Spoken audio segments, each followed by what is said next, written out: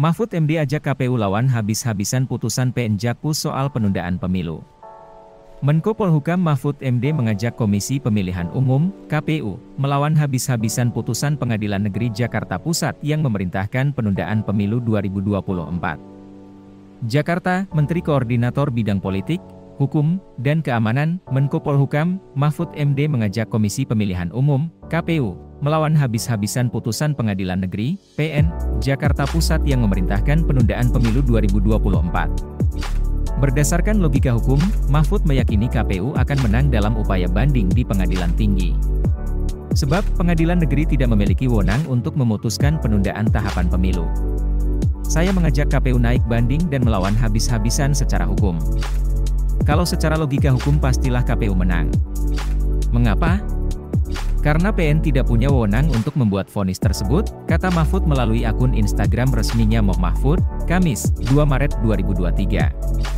Kita harus melawan secara hukum vonis ini. Ini soal mudah, tetapi kita harus mengimbangi kontroversi atau kegaduhan yang mungkin timbul, sambungnya. Menurut Mahfud MD, putusan pengadilan yang mengabulkan gugatan Partai Prima tersebut salah, dan membuat sensasi yang berlebihan. Pengadilan Negeri, PN, Jakarta Pusat membuat sensasi yang berlebihan.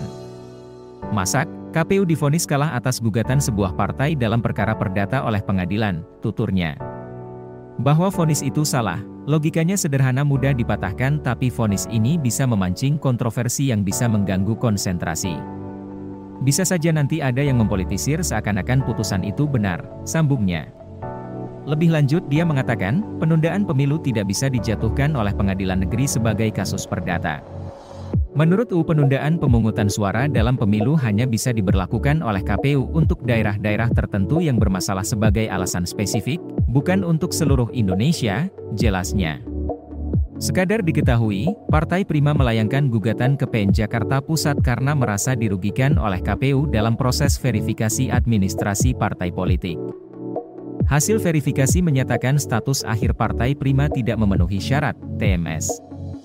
Hal ini berakibat penggugat tidak bisa mengikuti tahapan pemilu selanjutnya berupa verifikasi faktual partai politik calon peserta pemilu 2024. PN Jakarta Pusat pun mengabulkan gugatan Partai Prima yang dilayangkan pada 8 Desember 2022 dengan nomor register 757 PDT-G 2022 PN Jakarta, PST.